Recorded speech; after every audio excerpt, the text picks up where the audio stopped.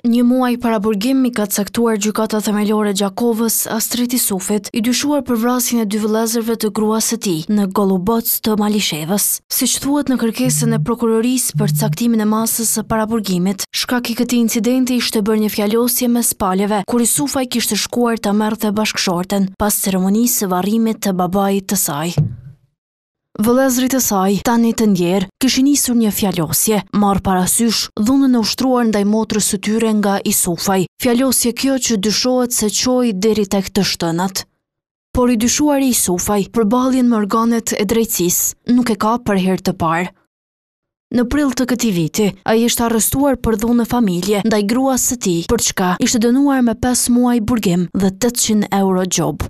Por dënimi ishte ulur nga gjykata e apelit në prill të këtij viti në 3 muaj burgim, e që ndërkohë ishte ngritur akt akuzë tjetër për dhunë në familje.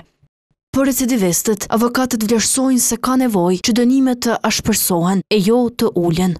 Fakti që po rezulton që këta po përsërisin veprat, atë natyrisht që duhet rishikuar edhe politika ndëshkimore, por duhet rishikuar edhe politika e ekzekutimit të sanksioneve penale. Po ashtu, vlen theksohet që edhe me rastin e përcaktimit të shkallës përkatësisht lartësisë së dënimit në referencë të dispozitave të kodit penal, recidivizmi ose përsëritja e veprës është njëra prej rrethanave rënduese që gjykata duhet me marrë parasysh me rastin e përcaktimit të shkallës përkatësisht lartësisë së dënimit.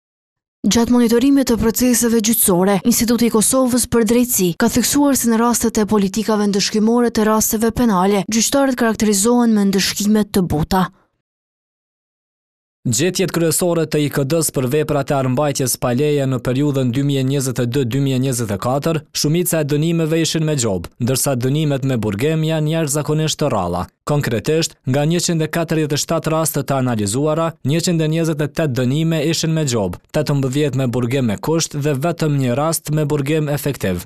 Gjyqtarët duhet të ndalojnë praktikën ku kanë më shumë mëshirë për kryesin e veprës penale sesa për viktimën e krimit. Mes të tjerash, IKD thot se gjetjet e saj tregojnë se gjykatat aplikojnë më shpesh rrethana lehtësuese. Ndërkaq, aplikimi i rrethanave rënduese sipas institutit është shumë i rrallë ose jo i argumentuar mjaftueshëm.